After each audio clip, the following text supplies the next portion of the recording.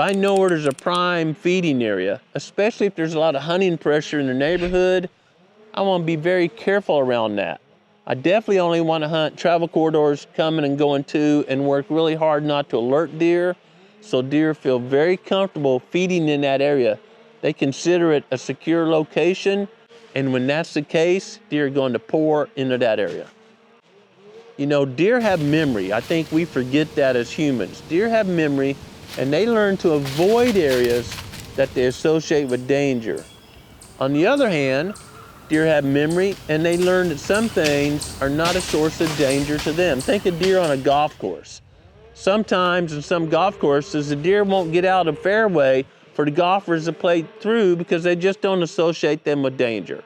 Or along major interstates, and you'll see deer feeding right there on the interstate with bunches of cars driving by because they don't associate that noise, those smells, all that movement with danger. But if you're in an area where deer rarely see humans and they smell you or see you moving, man, they're out of there. So you need to really think, okay, I'm on a farm and this farmer is all over the place, this buggy all the time, feeding cows, checking on cows.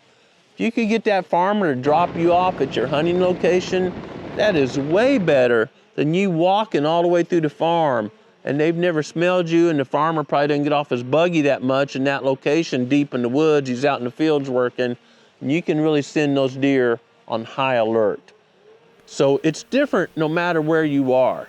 A lot of military bases allow hunting, and those deer are really used to loud noises, usually depending on the base and a lot of things. I want to do things that the deer do not associate with danger when I'm going to my stand or in my hunting practices. And I want to avoid things that deer do associate with danger. When I was young, I hunted public land, actually a walk-in only area called Piney Creek National Forest. And man, I would just walk, and rarely saw deer because very few people hunted that area because it was walk-in only. They wanted somewhere they could get to easier. I'd have been so much better to have applied these 5 techniques.